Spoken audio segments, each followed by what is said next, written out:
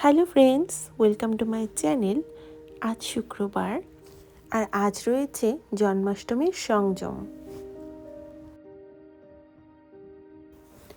আর এই বৃষ্টির কারণেই মনে হচ্ছে ঠান্ডাটা পড়ে যাবে।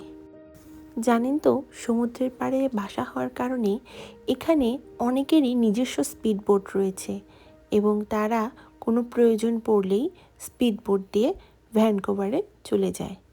আর এখানে যেহেতু ফেরি পারাপার করে সমস্ত মালামাল, সমস্ত গ্রসারি এখানে আসে, তাই এখানে সব কিছুর দামই একটু বেশি। তাই এখানকার লোকেরা স্পিড বোট ব্যবহার করে নিজেদের নিত্য প্রয়োজনীয় জিনিসপত্র নিয়ে আসে। এই তো সকালবেলা বানিয়েছিলাম বুটের ডাল, পরোটা এবং পনিরের সবজি। আজ যেহেতু সংযম, আমার হাজব্যান্ড সকালেই চলে গিয়েছে। সকাল 6টায় উঠে আমি এই নাস্তাগুলো রেডি করেছি। এটা কোস্টাল এরিয়া হবার কারণে এই এরিয়াতে খুব একটা আপনি ইন্ডিয়ান মানুষ দেখতে পাবেন না।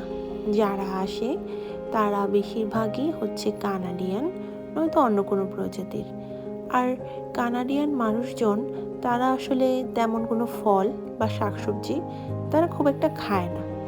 তো এ কারণে এখানে জিনিসপত্রের দাম অনেক বেশি এবং অনেক কিছু পাওয়াও যায় না। এই তো আমি আর আমার ছেলে এখন ফল এনজয় করব।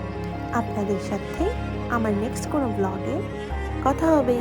Thanks for watching. বাই।